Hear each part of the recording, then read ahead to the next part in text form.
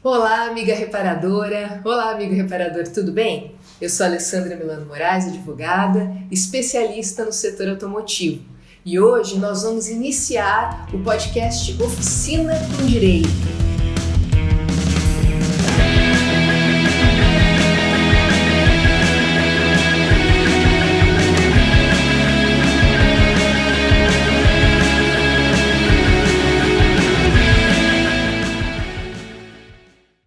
E eu estou muito contente hoje para apresentar para vocês o nosso primeiro convidado, que é o Newton, né, diretor do grupo da rede Unimec, que é um grupo de oficinas aqui da região de São José dos Campos, São Paulo. O Newton, o que ele fez? Ele se reuniu com o grupo de oficinas dele e trouxe para nós várias dúvidas jurídicas que eles têm e que eu tenho certeza que muitas delas acabam aparecendo na sua oficina também. Não é isso, Newton? É isso aí, Alessandra. Se apresenta para o pessoal, para a gente. Pessoal, eu sou o Newton, eu sou diretor da rede Unimec. A gente chama de rede, na verdade é uma associação. Né? Estamos começando, temos 12 associados hoje, são empresários aqui mesmo da cidade de São José dos Campos. E mais uma vez contente pelo convite, por ser o primeiro a participar aqui desse podcast, muito bacana. Vamos lá, trouxemos bastante dúvida aí, né? Vamos ver se a gente consegue, ao longo desse período aí, sanar parte delas, né? Tomara que sim. E é um período complicado, né? As dúvidas estão aparecendo muito, é uma época de pandemia, e tá difícil para todo mundo, né? Sim, a gente percebe, a minha oficina fica aqui na Andrômeda, em São José mesmo. Região sul, Bosque dos Eucaliptos, é uma avenida bem movimentada, né? E a gente percebe assim quão esse movimento se alterou, né, ao longo do início da quarentena. Nós vimos ali nos primeiros dias uma redução realmente de passagem de veículos e tudo, mas no meio mais ou menos da quarentena a gente viu que tudo estava meio que normalizando, né? Voltando. Até que agora há poucos dias aí, com a abertura do comércio de uma forma mais geral, já estamos, vamos dizer, movimento eu diria que na rua pelo menos está normalizado. Mas na oficina já normalizou? Na oficina ainda não. A gente percebe assim de uma forma geral, até recentemente a gente fez uma pesquisa dentro do grupo mesmo, e a gente percebeu que em média de 30% a 40% de redução de passagens. Durante esses 3 meses aí que a gente está mais apertado em termos de bastante, né? Muito. É bastante. E aí tem os cuidados, né? Que a gente também tem que estar tomando de forma diária, tem os funcionários. Hoje, mesmo eu tinha um funcionário que ontem passou mal, saiu um pouco mais cedo, e aí o que você pensa, né? Você fica meio, poxa, e agora? Eu até comento com eles no dia a dia assim, vamos tomar cuidado, vamos usar máscaras, luvas, utilizar os produtos de limpeza para fazer a descontaminação básica ali no veículo quando entra. Porque se uma pessoa se contaminar, nós somos 7 hoje na oficina. Todos os outros ficam suspeitos, né? Então a gente tem que tomar um cuidado. Com certeza. Então eu acho que é a nova realidade, né, Alessandra? Como chama a sua oficina? Carsul. Carsul. Eu sou credenciado Bosch Service aqui de São José. Que bacana. A gente está há 4 anos e assim, a rede nos dá muito suporte, né? Então é bacana isso, mas a gente tá tudo no mesmo barco, não tem jeito. Agora com essa mudança que teve aí, caiu no meu vizinho, caiu lá também o nosso movimento, mas a gente tem que seguir. Mas vamos retomar, né? Deus quiser também. Bom, com relação às perguntas que você trouxe aqui pra gente, tem vários assuntos, né, dentro das gestões das oficinas. O que eu pude fazer? A gente pôde selecionar algumas delas, a gente procurou direcionar para as questões trabalhistas, tá bom? Então nós vamos falar hoje particularmente dessas questões trabalhistas, mas eu prometo para vocês, né, de que todas as outras dúvidas serão respondidas por mim, né? Todas as outras questões da Unimec serão respondidas nos próximos vídeos, então fiquem ligados, porque vai ter mais vídeo aqui com essas questões que ficaram para trás, tá bom? Maravilha. E sempre terão questões que a gente não consegue responder num primeiro momento, né? E acho que não dá tempo, né? Com certeza. Vamos lá. Bom, mais uma vez, obrigado por estar aqui, né, com a gente hoje. E eu agradeço também a vocês da Rede Unimec que mandaram esse material pra gente. Porque sem as dúvidas de vocês, a gente não tem nem material para trabalhar aqui. Eu acho que o bacana, né, é que apesar dessa pandemia, a gente está conseguindo ficar junto, né? E a gente está conseguindo levar a informação até a oficina. E isso é muito necessário, né? A gente levar uma informação de qualidade até as oficinas, até o reparador automotivo, que está realmente carente, que é um momento em que ele ficou um pouquinho perdido quando houve essa redução. E uma coisa que a quarentena tem ensinado pra gente mesmo é como ficar junto. Exatamente. As nossas reuniões, que aconteciam 2 vezes por mês presencial, né? Nós trocamos, aprendemos a utilizar as ferramentas virtuais aí e continuamos. A cada 15 dias a gente se encontra. Essa semana mesmo nós tivemos a reunião desse mês. E uma coisa que a gente percebeu é o seguinte, a qualidade, muitas vezes, e o conteúdo que a gente tem trocado lá tem sido muito mais rico do que as reuniões presenciais, porque muita gente se perdia ali, né? Uma conversa paralela, tudo. Então, hoje está um pouco mais bacana. E é troca, né? Isso que é o bacana. É trocar informação, trocar experiência, trocar conhecimento. É isso que a gente precisa hoje, pra gente se ajudar. É isso aí, mas vamos começar? Vamos falar das perguntas? Aí. Bora lá. Qual que é a primeira pergunta? Vamos ver. O nosso associado Ayrton, ele é o proprietário da Morumbi Auto Center, fica aqui na região sul também. E a questão que ele mandou aqui pra gente dar tirar as dúvidas contigo aí, é referente ao MEI, né? Sempre, essa questão do MEI sempre aparece no nosso meio, né?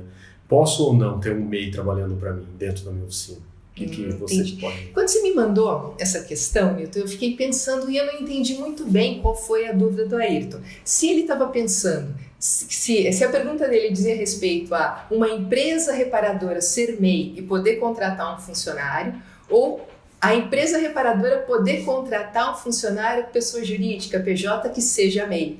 Então, o que a gente vai fazer? Como a dúvida pode ser de todo mundo, eu resolvi responder as duas coisas. Legal. Tá Acho que vai assim, fica mais completo. Bom, primeira coisa é a seguinte, a empresa reparadora, ela, sendo MEI, ela pode contratar um funcionário? Pode, ela pode sim contratar até um funcionário. Bom, só que a gente tem que lembrar o seguinte, MEI significa microempreendedor individual, né? E se a gente já está em condições e tem a necessidade de contratar um funcionário, acho que já está no momento de parar para pensar, para migrar para ser uma ME, né? Um momento crucial, porque ficar parado ali no meio é um pouco complicado, né? A gente tem uma série de restrições e até porque também o MEI seria o estabelecimento daquele empreendedor individual para prestação de serviços. E no momento em que ele começa a contratar um funcionário, vai perdendo um pouquinho dessa característica, né, e vai ficando um pouquinho mais desorganizado, não é bem aquilo que a gente gostaria. Muitas vezes a gente tem caso, conhecimento pelo menos, que a pessoa tem um MEI, contrata um funcionário. Aí o negócio dela começa a crescer, aí o marido abre o MEI e contrata outro funcionário. Então, vai juntando. A gente percebe muito assim, de repente não vale a pena você ter toda essa burocracia, já abre logo uma empresa uma ME, uma microempresa. E eu acho que facilitaria até para a gestão deles também. Muito, facilitaria muito. Porque a gente tem que pensar que a MEI, ela pode ter um faturamento anual de até R$81 mil. Né? A gente está falando de janeiro até dezembro. E se eu resolver oficializar aquilo e abrir uma MEI no meio do caminho, entre janeiro e dezembro, aí fica um pouco mais complicado, porque aí eu vou ter que separar aquilo e o meu faturamento mensal vai ter que ser de até R$ 6.750, até aquele 31 de dezembro. Né? Tem que ter todo isso esse já, cuidado. o faturamento de R$ 6.750 por mês é o máximo que eu posso até aquele 31 de dezembro, já complica pra gente, né? E a gente tem que lembrar o que é faturamento, né? Que às vezes as pessoas têm um pouquinho de dúvida. Faturamento é a soma de tudo aquilo que ela vende, de produto e de serviço durante o período. Então, é muita coisa, é todo o dinheiro que entra no caixa da empresa, a gente sabe disso, todo o dinheiro que entra no caixa da empresa, que vem a partir da venda de produto, de mercadoria e de serviço. Né? Então, isso vai limitando aquela empresa, porque a gente está falando de uma oficina mecânica. A partir do momento que eu vou vender uma peça, eu tenho que comprar aquela peça também. Então, gira um dinheiro ali. Exatamente. Acaba ficando mais complicado o controle disso. Fica. Tudo, né? E aí, para uma empresa reparadora ser MEI, né, e estando ali naquela limitação, ela vai ter que ficar esquecendo de emitir nota fiscal na maioria das vezes. Pois é. Não vai conseguir. Isso, além de ser, ainda mais nos dias atuais, a gente sabe disso, compras com cartão de crédito, etc. Além de ser muito arriscado, eu acho que torna o serviço pouco profissional. Aquela empresa fica pouco profissional, não vou emitir nota agora. Né? Não é o que a gente pretende. A gente pretende a excelência na prestação de serviço. E tem que tomar cuidado com aqueles clientes que normalmente solicitam a nota, né? Então, se ela não tiver um controle bem apurado daquilo que ela está emitindo de nota, ela pode se perder. E aí fica aquela coisa, né, que é tão feia de ver. Não, eu vou pedir para o meu colega emitir a nota para mim, né? Vai lá, formaliza. Faz o negócio direitinho, né? Já que a gente entrou aqui, somos empreendedores. Contrata um contador. Ou empreender direitinho, fazer né, a coisa certinha. Acho que é o mais adequado. É o caminho, né? Está crescendo. Graças a Deus, está crescendo, é o que todo mundo quer. Então vamos fazer a coisa certa. Mas a gente tem a outra questão ainda, né? Tem ainda o outro caso para contratação. Posso contratar uma pessoa que tem um profissional que ele tem um CNPJ MEI e trazer ele para dentro da minha oficina para trabalhar em algum campo, sei lá. Minha oficina tem bastante área de execução mecânica. De repente eu contrato um eletricista, aí ao invés de eu contratar ele e registrar, eu vou lá e peço para ele abrir um CNPJ. Isso surgiu muita dúvida, né, com a reforma trabalhista, Sim. que mudou a situação. Antes, não podia de jeito nenhum você contratar o profissional que era o serviço fim da oficina como terceirizado, não teria como terceirizar esse serviço. As coisas mudaram com a reforma trabalhista. Mudaram, mas a gente tem que tomar todo um cuidado. Primeira coisa, né, eu posso contratar sim, né, um funcionário, pessoa jurídica, sendo MEI, e terceirizar até a minha atividade fim. Posso, mas tem uma limitação. Essa limitação tem duas limitações. Olha, a limitação legal, que já está na lei, e a limitação que aparece numa própria discussão a respeito dentro do âmbito trabalhista de direito, entre os juízes, etc.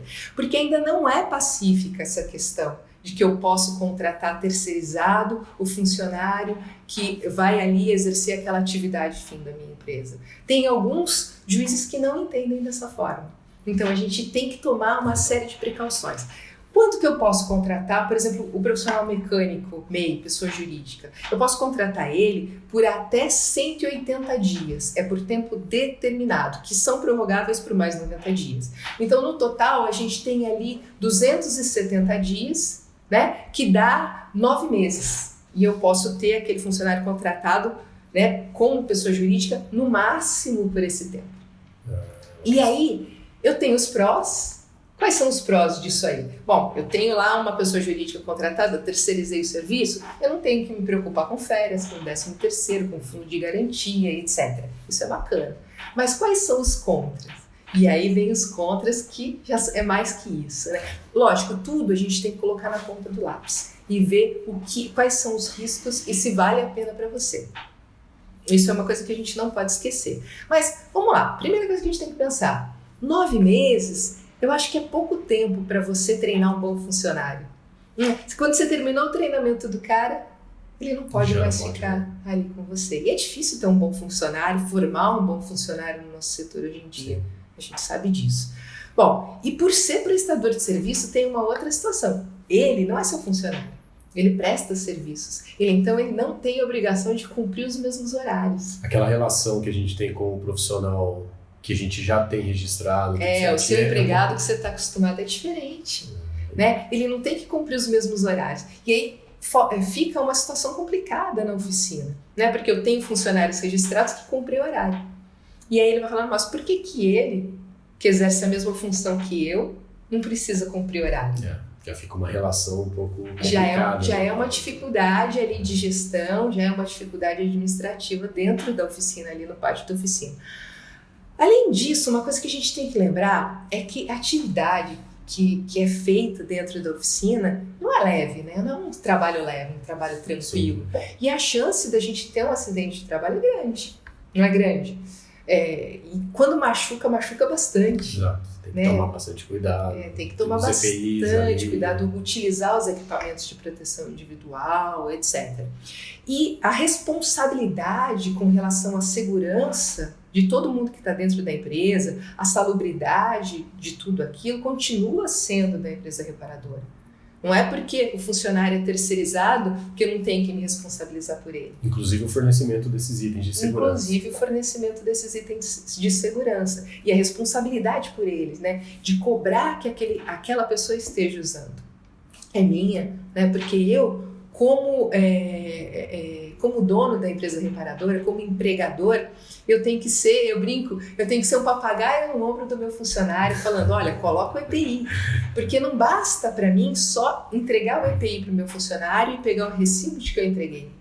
Eu preciso cobrar para que o funcionário esteja usando, porque se ele sofreu um acidente de trabalho e ele não estiver utilizando aquele equipamento de proteção individual, a responsabilidade é minha, mesmo eu tendo dado. Mesmo tendo fornecido equipamento. Tem que... É uma coisa para se pensar. Bem. Tem isso. E tem mais uma coisa. Vamos lá, se o prestador de serviço sofreu um acidente feio lá na empresa, né? Eu não posso emitir o CAT.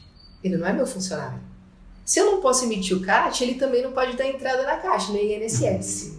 Não é isso? Exatamente. Ele vai ter que parar de trabalhar.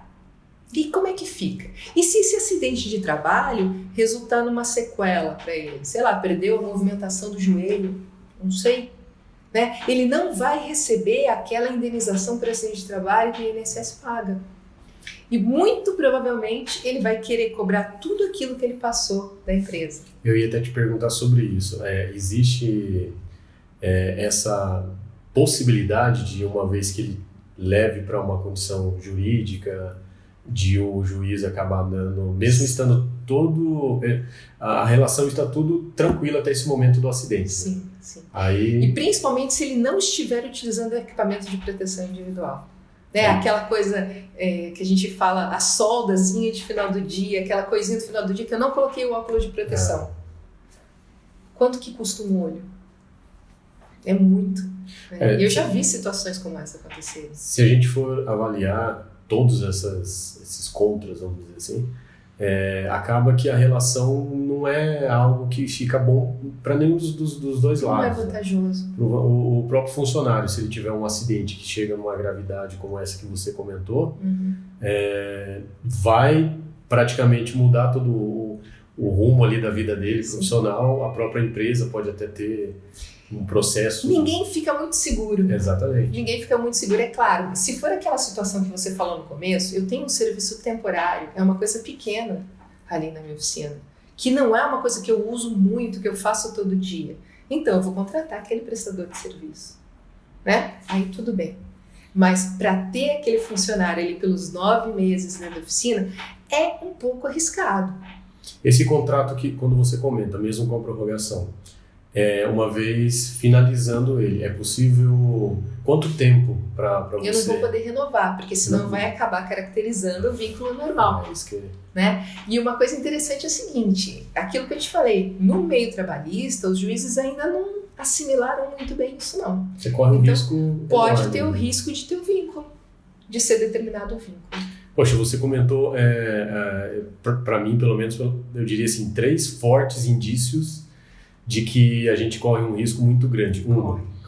A parte trabalhista, você tem o risco do funcionário se machucar ali dentro e ele também sofreu um acidente que permanente, vamos dizer assim. E permanecendo, aí ele não vai ter o respaldo, né, da Previdência. E o outro, aqui o que eu vejo também que é muito relevante, é você não conseguir manter esse funcionário com a mesma relação de gestão que você tem com os seus outros funcionários. E isso pode acabar com que os outros funcionários acabem saindo da linha, vamos dizer assim. Eles não vão estar satisfeitos. Né? Eles não vão estar satisfeitos. Vão falar, nossa, mas por que ele tem esses benefícios e eu não tenho? Fica uma relação bem complicada. Né? Então assim, para situações excepcionais, eu recomendo. Pontual, alguma coisa É uma coisa pontual, sem dúvida, só pontual. Agora, para ter como funcionário, eu entendo que não serve, que não é o que a gente precisa fazer. Eu acho que nessa linha mesmo, até para a gente passar para a próxima pergunta ali, eu vejo assim, uma oficina que ela tem um trabalho, por exemplo, que recebeu um veículo para fazer uma manutenção específica. sei lá, uma recuperação do veículo, da parte elétrica, por exemplo, e ela vai demorar 2, 3 meses, alguma coisa assim. Aí sim, contrato esse cara, faço todo o processo ali, CNPJ, contrato, finalizou aquele serviço, o contrato acabou. Segue o jogo, aí se tiver uma outra condição, você... Mas se a gente for pensar, antes da reforma trabalhista, antes a gente já tinha uma situação, eu podia contratar um funcionário por tempo determinado, né? Uma outra maneira de contratação, né? Que não é uma pessoa jurídica, é um funcionário por tempo determinado, para determinado job, para fazer aquela coisa pontual. Então já existia algo. Já existia. É só as pessoas talvez... Mudou um pouquinho de nome, né? E agora em vez dele receber ali... Mudou, agora ele dá nota fiscal. É uma coisa que... Então ainda não está adequado. O nosso ordenamento jurídico no âmbito trabalhista ainda não assimilou bem isso. Ainda não está normal. Eu acho que o recado assim, para o Ayrton e para todos que têm essa questão ainda, essa dúvida, é tomar cuidado. Toma cuidado. Tudo isso que você comentou. Se tiver que contratar, faz dessa forma mesmo bem correta, né? Faz a documentação, o contrato, tudo. Acabou o trabalho, acabou o contrato. E não esquece, eu tenho 270 dias. Sim, se for 271... já está descoberto. Virou pronto, já virou funcionário normal. Alessandra, tem uma pergunta do Fábio também, que ela, na verdade foi do Fábio, e a gente tem mais a Fabiana também, o Fábio e a Fabiana, cada um tem as suas oficinas, né? E eles fizeram uma pergunta muito parecida relacionada ao Vale Transporte, né? Então a gente tem uma situação onde boa parte das oficinas acontece assim, né? O funcionário mora na região, e aí normalmente ele pede assim, não, me paga o Vale Transporte em dinheiro, porque eu venho de moto, venho de carro, venho de bicicleta, esse dinheiro eu uso para outra coisa. E tem aqueles que utilizam, não, eu quero um cartãozinho, porque eu uso o ônibus. Como é que a gente junta isso tudo e fica tranquilo? O que é o certo a se fazer? Eu vou contar uma coisa para vocês que vai assustar todo mundo, né, com relação a essa... Tudo está assustando. Mas esse aí já vai assustar um pouquinho mais. Primeira coisa, o empregador ele não pode fornecer o Vale Transporte em dinheiro. Isso é ilegal. Isso pode, inclusive, acabar incorporando ao salário, né? Tem que formar... Vale transporte, não é dinheiro, né? Não é vale combustível, não é nada disso. É vale transporte. E o pagamento ele só pode ser feito através ali do cartão, ou se tiver alguma falha com o operador, etc., eventualmente a gente pode substituir de alguma outra forma, né? E a não ser para o empregado doméstico. O empregado doméstico ele pode receber em dinheiro, mas os outros funcionários não podem. E todo mundo, todos os empregados têm direito a Vale Transporte se necessitar, né? Ou o empregador fornece o transporte para ele, ou tem que providenciar esse benefício do Vale Transporte. Agora, qual que é a novidade com relação a isso? É que se o funcionário declarar que precisa daquele Vale Transporte e ficar comprovado que ele não usa o Vale Transporte, ele pode ser demitido por justa causa. Então, eu moro a 2 quadras da oficina, mas eu quero Vale Transporte. Tudo bem, mas você vai ter que pegar o ônibus. Porque se você receber o Vale Transporte e não utilizar o Vale Transporte, isso é improbidade, né? Chama improbidade no mundo jurídico. Você pode ser demitido por justa causa. Olha que coisa interessante. Interessante, é algo que a gente não sabia, né? Normalmente as pessoas não sabem. E também tem aquela situação, nos dias em que o funcionário não vai, né, trabalhar, ele não vai por algum motivo pessoal, ou ele não vai porque ele foi ao médico e levou atestado, ou porque ele está de férias. As funcionárias mulheres que estão de licença maternidade, aí elas não têm direito ao Vale Transporte. Aqueles dias ao Vale Transporte, aqueles dias de Vale Transporte vão ser cortados.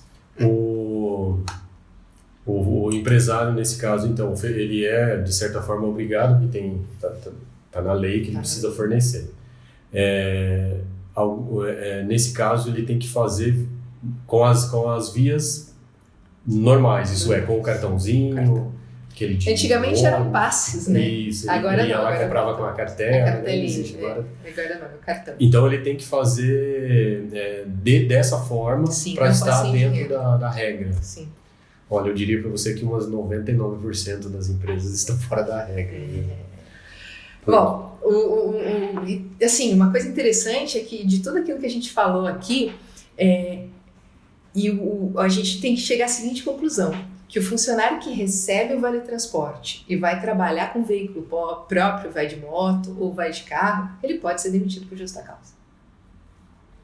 Porque não é vale combustível. E como é que a gente documenta isso, por exemplo? Eu tenho lá 4 funcionários na minha oficina, por exemplo.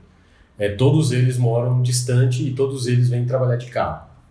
E todos eles estão recebendo vale transporte. Como? Dinheiro. Porque eles utilizam como vale combustível. Combustível, que não é. A lei fala em vale transporte. Agora eu quero ajustar isso. Eu quero descobrir agora que eu também estou fazendo de forma inadequada. Como que eu ajusto isso de uma forma que até o próprio funcionário pense, poxa, mas será que ele está fazendo alguma coisa para tirar direitos? Uma solução, sempre que eu tenho uma dificuldade, eu tenho um impasse trabalhista dentro da minha empresa, a melhor solução é informar os funcionários. Como é que eu informo? Eu passo uma circular.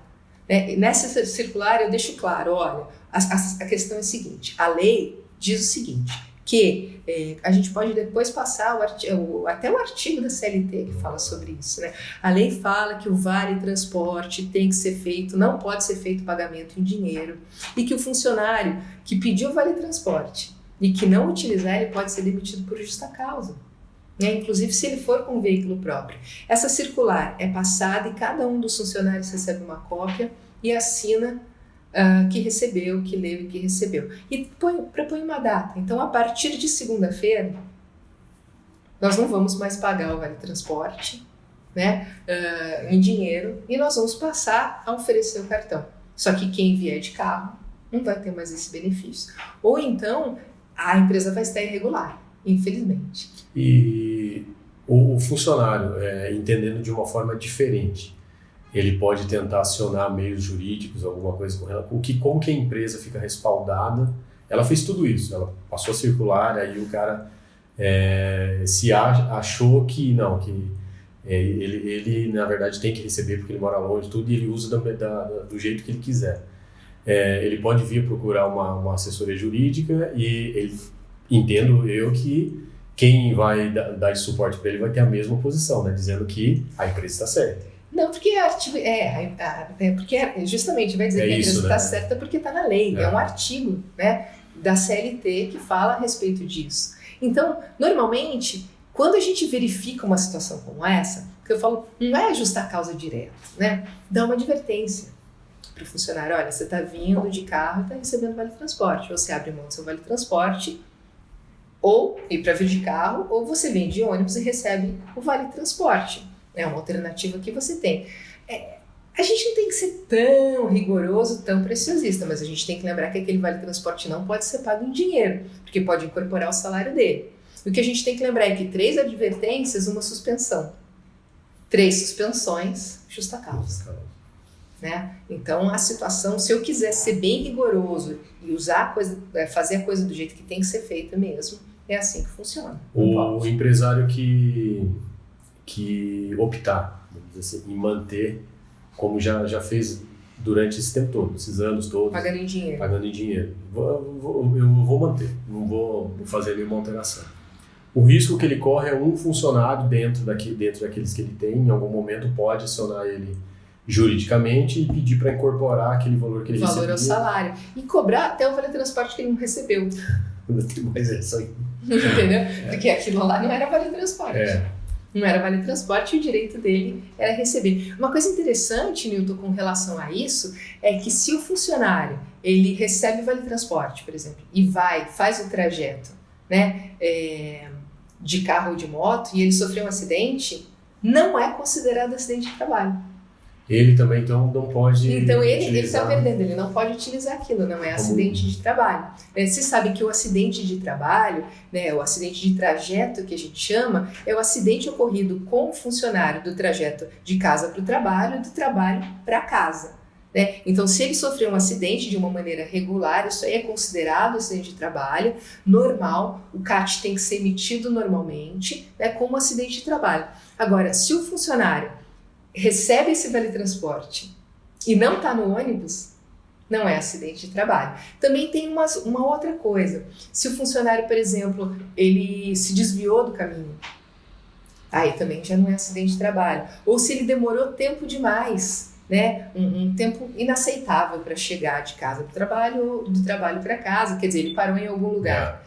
Aí também perde aquela característica de acidente de trabalho, tá bom? Desvirtuou ali a situação. Nossa, são inúmeras características aí que... essas são as novidades, né? Que eu falei que vocês iam acabar assustando com relação a isso. Eu acredito que o pessoal, não só do grupo Unimed ali e tudo mais, mas todos os outros empresários precisam ter uma atenção muito forte com relação ao Vale Transporte, porque muitas vezes a gente acaba utilizando esse fato de eu te pago em dinheiro, alguma coisa assim, até como uma barganha no momento da olha, contratação. você tem também isso aqui, tem também o Vale Transporte. Tem também o Vale Transporte, exatamente. Assim então não é bem assim, isso acho que acabou ficando uma rotina, ficou um praxe nas contratações, que antigamente a gente tinha o passe. E o funcionário acabava trocando aquele passe por um monte de coisa. Exato. Usava quase como uma moeda. A gente, no passado, o pessoal acabava utilizando isso para comprar até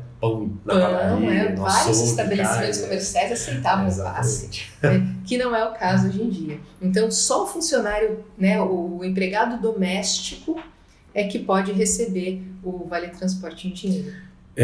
Uma questão que não foi colocada, mas é uma questão que eu estou trazendo agora para a gente tentar até equilibrar um pouco isso. Porque, como eu disse, muitas empresas acabam utilizando o Vale Transporte, pagam em dinheiro como uma moeda de negociação para você compor o salário ali do funcionário. O que você sugere que a gente possa incluir? Agora não é mais o Vale Transporte, a gente vai ajustar isso, mas o que é legal a gente incluir como um benefício para o funcionário, que pode reduzir encargos, alguma coisa assim, sem ser, por exemplo, um bônus, alguma coisa assim que pode incidir depois no aumento de imposto. O que a gente pode estar legalmente aí... É muito difícil, não existe uma substituição para isso, além do próprio salário. Aqueles alimentação que o pessoal... O Vale Alimentação, de repente, eu posso aumentar um pouquinho o valor do Vale Alimentação, né? Pode ser uma moeda de troca. Então, antes, sei lá, o Vale Alimentação era de R$10, eu passo para 15, você uma acaba alternativa. Ajustando ali. É uma alternativa. O Vale Alimentação, por exemplo, ele pode ser pago em dinheiro ou ele também tem que ser utilizado aqueles meios de pagamento eletrônico? Não, o Vale Alimentação pode ser pago em dinheiro. Pode ser em dinheiro. Pode ser um valor. Ele poderia ser uma opção para você voltar para, vamos dizer assim, para a regra, né? Para negociar até com o seu funcionário. Aliás, a sua ideia é excelente, Milton. Você ajusta e fica mais... Pensou como um gestor. Como que eu vou tirar daqui e colocar onde, né?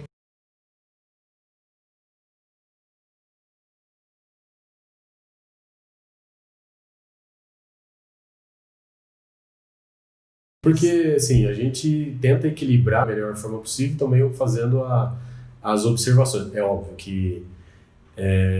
da forma como você falou, tem o trajeto, o cara mesmo assim está utilizando o veículo dele, a moto dele ou outro meio de transporte que não o usual aí, se acontecer qualquer problema vai cair no que você falou do mesmo jeito. Pois é, mas assim, se ele não recebeu o Vale Transporte, não, eu não preciso do Vale Transporte porque eu vou trabalhar de bicicleta, eu vou de moto, eu vou de carro. Então ele abriu mão do Vale Transporte dele. E ele sofreu um acidente de trajeto, aí acidente de trabalho. Então é uma outra situação, muda toda... Muda tudo, e fica bom para ele também. Só que assim, por exemplo, em cidades grandes como São Paulo, eu já vi algumas decisões de juízes que não consideraram um acidente de moto do funcionário que vai trabalhar de moto como acidente de trabalho. Por quê? Porque o risco de você andar de moto para ir trabalhar em São Paulo é altíssimo. E o empregador não podia...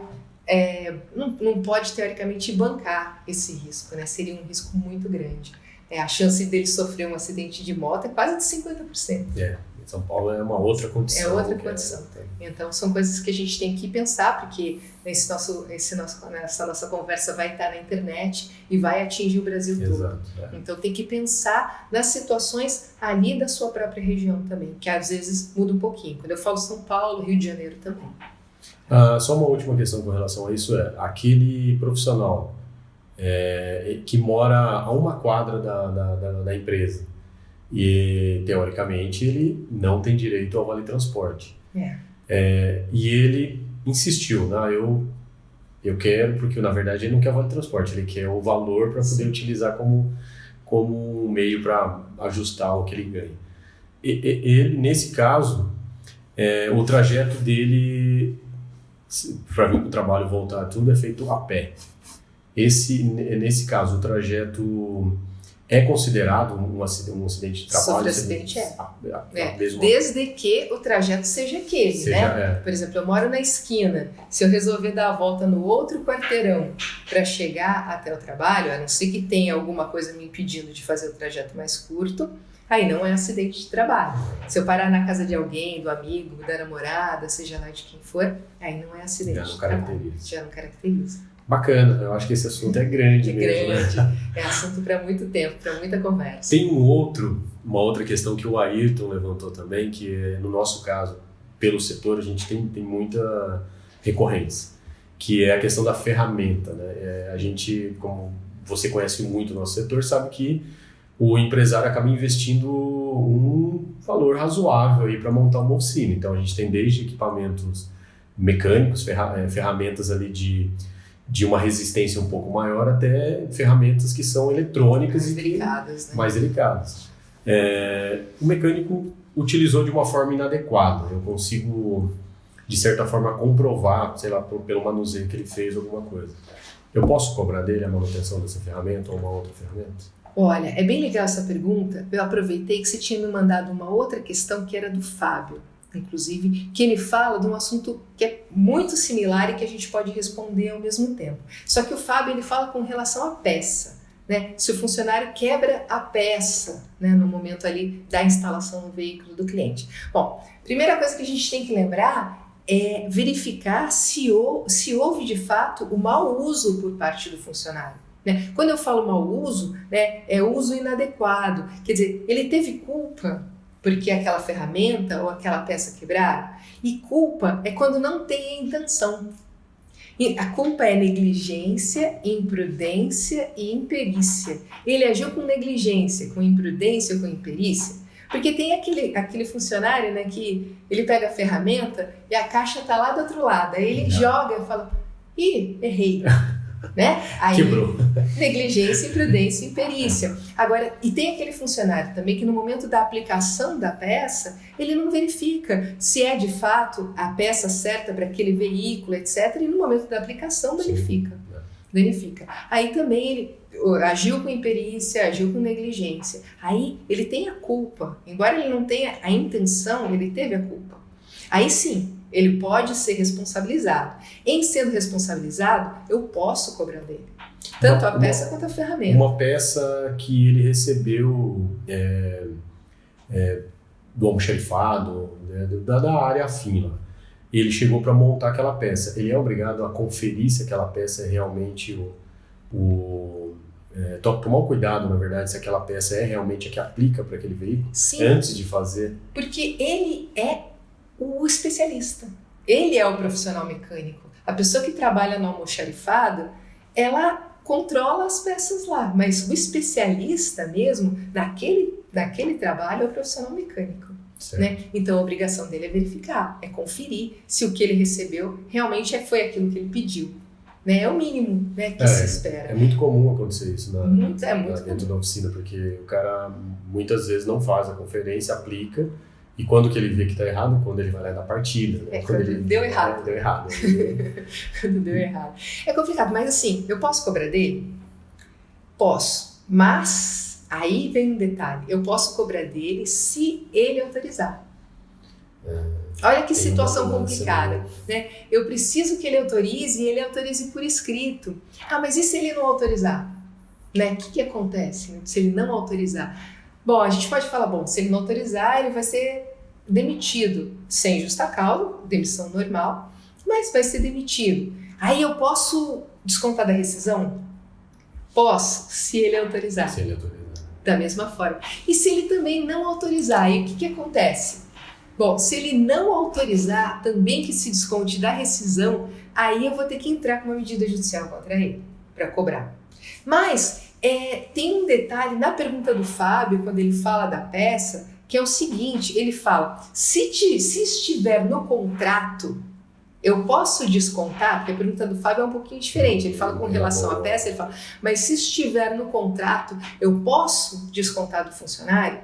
Aí é uma outra situação, porque se tiver no contrato, né, e o contrato tiver assinado uma cláusula falando daquilo, que em situações como essa, aquele valor vai ser descontado, comprovada a culpa, repito novamente, comprovada a culpa, negligência, imprudência ou imperícia do funcionário, vai ser descontado dos vencimentos do salário dele, a autorização já houve, né? Já existiu, está no contrato. Então ele autorizou no momento em que ele foi contratado. Não é necessário, nesse caso, eu obter nenhuma autorização dele. Nesse caso, ele já autorizou previamente. O contrato sobrepõe daí. Já está lá. Mas e se não tiver o contrato? Não posso fazer nada? Bom, uma alternativa que eu costumo falar bastante para os reparadores automotivos é o seguinte, é legal que esteja num regulamento interno, né, que a empresa tenha um regulamento interno e que nesse regulamento interno conste a regra com relação a isso, o procedimento com relação a isso, né? E aí no momento em que o funcionário é contratado pela minha empresa, ele recebe aquele regulamento interno, ele assina que ele recebeu, que ele leu e que ele concorda, mas no momento da contratação.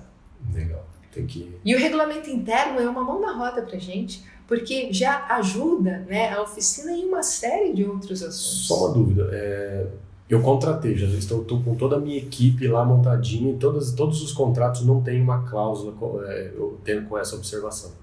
Agora, eu não tinha um regulamento interno. Criei, eu posso, sei lá, 1 ano, 2 anos depois que os funcionários estão trabalhando, entrar incluir, na verdade, o regulamento interno com algumas indicações, como Sim. você está colocando. Com relação a isso, Nildo, eu posso fazer o regulamento interno, posso entrar a qualquer momento. Mas com relação a isso, a esse tipo de desconto, não resolve totalmente a minha situação, mas minimiza o risco. Ele está ciente. Ele está ciente. Porém, que vai ser descontado do salário dele. Que é 100%, estou tranquilo. Não, porque o ideal é que isso venha antes ou que exista a autorização expressa. Quando ele iniciou quando ele iniciou o trabalho, né, a atividade laboral dentro da minha oficina, que estivesse lá, ou que ele autorizasse caso a caso. Quebrou, eu autorizo que desconte. Mas estando assim, minimiza com certeza. Já é uma indicação aí para aquelas empresas que não têm, ou tinha dúvida, como o próprio Ayrton, o Fábio, já começar a trabalhar faz o regulamento interno, contratos. Ou os próximos contratos, já deixa lá para os próximos, justamente para os próximos funcionários que vierem já estarem ali dentro. Aliás, por falar nisso, próximos contratos, né? A gente percebe muito aqueles contratos vindo de internet, que os contadores formulam, que é muito básico. A gente tem que tomar muito cuidado também com isso. Muito, a gente estava conversando sobre isso hoje aqui no escritório, né? A gente tem que tomar cuidado com Ctrl+C, Ctrl+V, né? Porque uma pastelaria não é igual a uma oficina mecânica, né? E o contrato é uma coisa que... O contrato é um documento que é feito para não ser usado, mas se eu precisar usar é porque eu estou numa rascada, então ele tem que ser bem feito, ele tem que estar redigido de uma maneira clara e que me auxilie a resolver aquele problema. A gente percebe isso quando a gente pega o contrato para ler antes de você passar para o funcionário.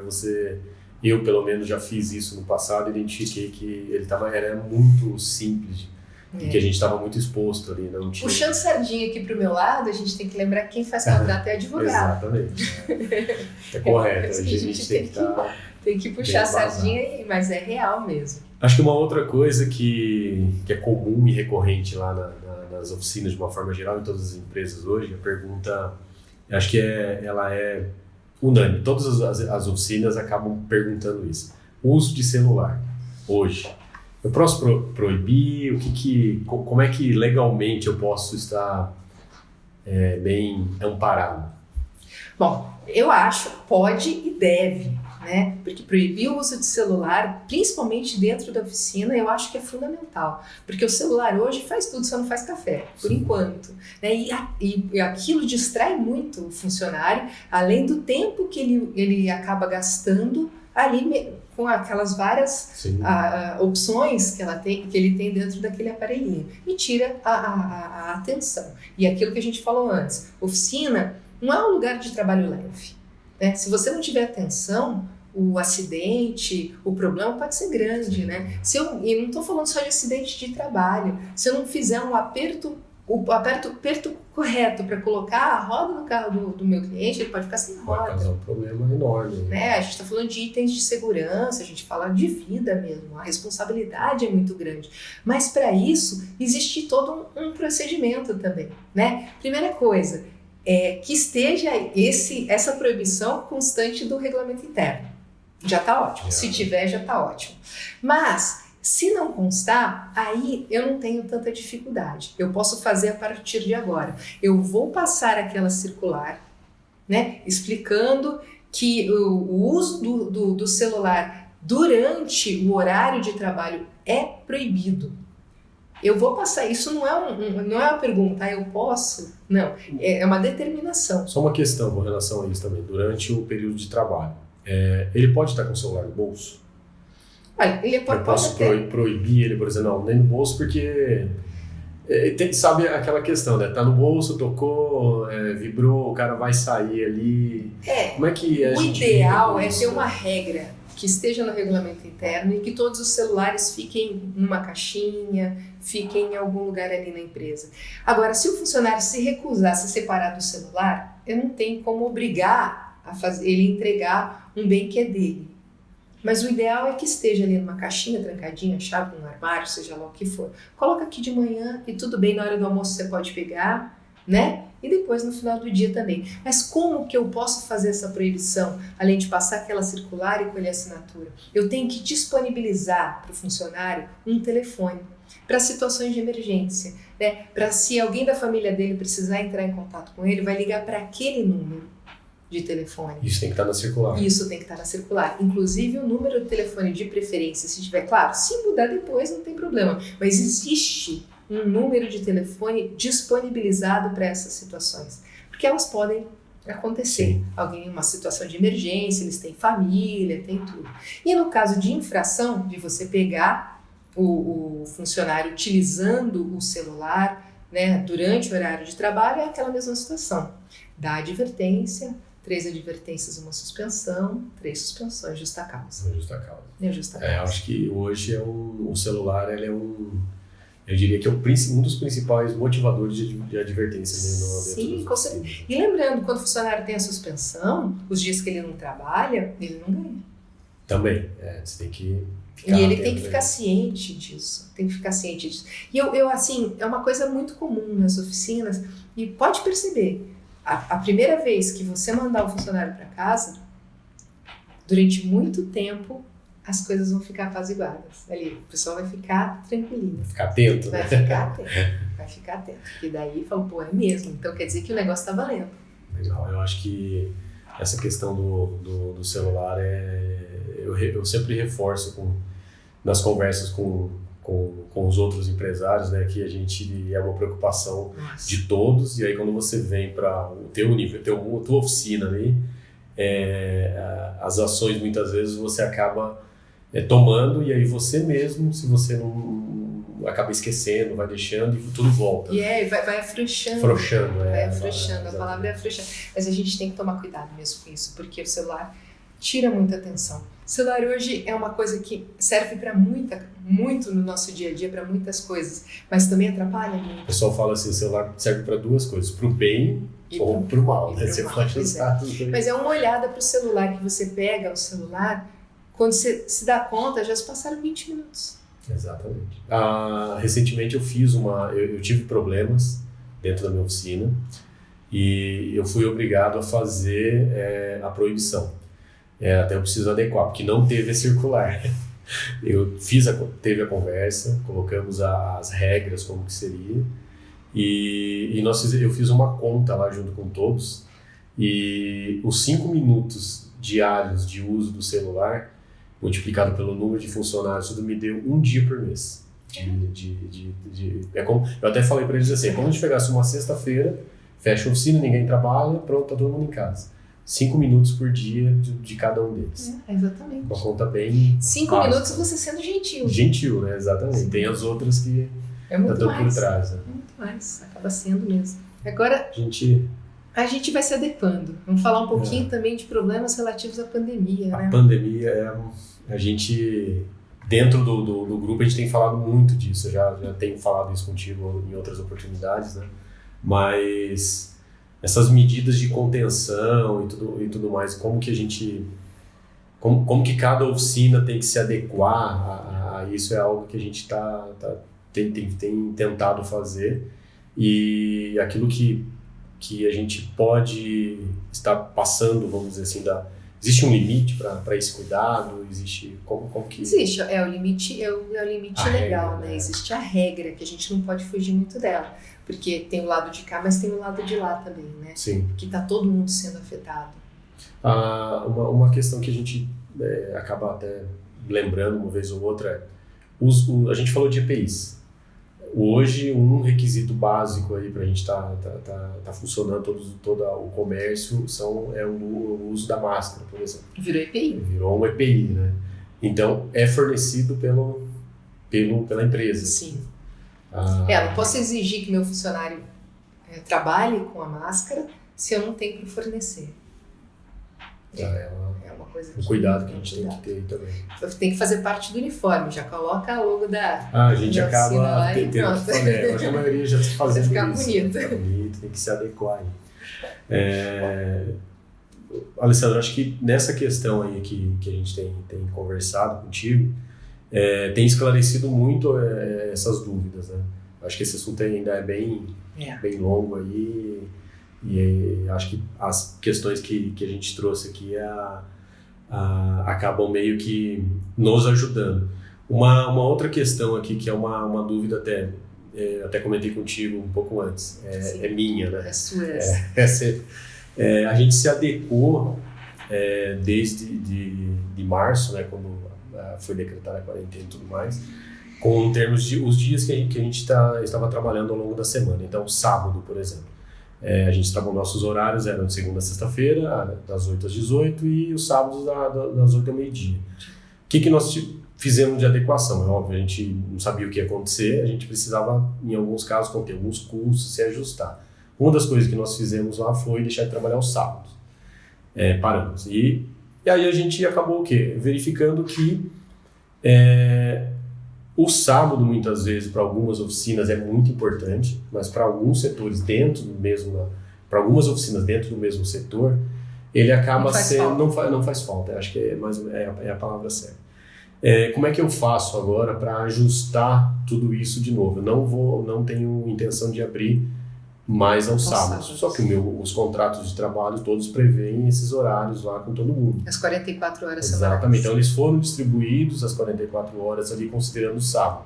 Agora que eu não trabalho mais ao sábado, o que eu tenho que fazer para adequar tudo de novo e organizar tudo certinho? Bom, primeira coisa que a gente tem que prestar atenção, né, que quando a gente fala também, a gente não está falando só para a nossa região, é prestar atenção à convenção coletiva do Sindicato dos Metalúrgicos da região. Ela autoriza essa mudança? Como é que é a situação? Todas elas tratam desse assunto, né? Para a gente não correr o risco de errar. Mas, no geral, né, não tem grandes problemas. Qual que é a nossa grande dificuldade? É dividir as 44 horas, né, dentro das 8 horas máximas permitidas de trabalho por dia. Ele não pode trabalhar mais do que 8 horas naqueles 5 dias por semana. Então, em havendo essa adequação, tá tranquilo. Só que com relação ao contrato em si, eu tenho que fazer alguma alteração? Eu entendo que o ideal é fazer um adendozinho ao contrato de trabalho, esclarecendo que as 44 horas vão ser mantidas, mas que os sábados não serão mais dias de trabalho. Né? E que essas 44 horas, a gente explica ali no adendo ao contrato de trabalho, serão distribuídos da seguinte forma. Por que eu falo isso? Por que eu falo que a gente tem que ter esse preciosismo? Porque, de repente, isso pode ser confundido com hora extra. Eu estou à disposição da oficina para trabalhar no sábado e ela não abriu porque não quis. Só que eu estou trabalhando a mais dia de semana. Entendi. Então, ele confunde, entre aspas, com hora extra. E a gente não pode dar essa brecha, né? Então, é bom que isso conste desse adendo ao contrato de trabalho, que os sábados não serão mais trabalhados e como essas horas serão distribuídas durante a semana. Legal. Então, isso é fundamental. Importante, então, para, no meu caso, já fazer essa adequação aí o mais cedo possível, né? Quanto mais claro, né, ficar tudo, também no âmbito trabalhista, melhor. Quanto mais informação a gente tiver, o negócio estiver muito cristalino, tanto para o funcionário quanto para a empresa. Aí facilita. A pergunta seguinte também já está relacionada, que é o banco de horas, né? Então, muitas pessoas acabam, na verdade, não formalizando, mas diz que tem um banco de horas. Como é que isso, legalmente, como que a gente tem que trabalhar? A reforma trabalhista, ela trouxe o banco de horas para todas as empresas. Isso facilitou e muita gente ficou pensando nisso. Puxa, trabalho com banco de horas? Não trabalho? É vantajoso ou não? Tudo, né? Como tudo na vida tem as suas vantagens e as suas desvantagens. Uma desvantagem grande do banco de horas é que dá bastante trabalho. Você coordenar aquilo. Você tem que ter um sistema redondinho para cuidar disso aí, né? Se você não tiver esse sistema redondinho, nem tenta trabalhar com banco de horas, aí eu não recomendo, né? Mas ele funciona porque o banco de horas ele funciona como um regime compensatório, né? Ele converte as horas que o funcionário trabalhou a mais, né? E aí ele troca essas horas que ele trabalhou a mais por folga, em vez de ganhar em hora extra, né? E essas folgas vão ser solicitadas por ele. Não é a qualquer dia, quando eu quiser, e hoje eu acordei indisposto e acabou. Não, vai ser tem que existir uma solicitação do funcionário e assim ele vai gastar o banco de horas dele. Só que quando ele ultrapassa então a jornada, que muitas vezes ele precisa ultrapassar, a jornada diária, né, o tempo de trabalho diário dele, esse tempinho que ele trabalhou a mais, fica lá. Fica ali naquele banco de horas para ele usar depois. É super importante que a gente use aquela circular de novo, né, informando os funcionários como é que funciona exatamente o sistema do banco de horas, para eles saberem como é que é, para não dar margem para achar que hoje eu não tô afim não, então não vou, né, porque não é assim que funciona. Tem umas horinhas lá, então já vou ainda que eu tenha muitas horas no meu banco de horas, o funcionário que tem uma falta injustificada ao trabalho, ele tem sim penalizações. Uma delas, principalmente, ainda que eu desconte do banco de horas dele, é que ele não vai receber o DSR, que é o desconto semanal remunerado. Isso vai ser descontado. Se não tiver ajustado, então, ali, a questão da folga dele, um pedido e um de acordo do outro lado. E ele, por algum motivo, faltou e depois, na hora do ajuste, eu tenho as horas.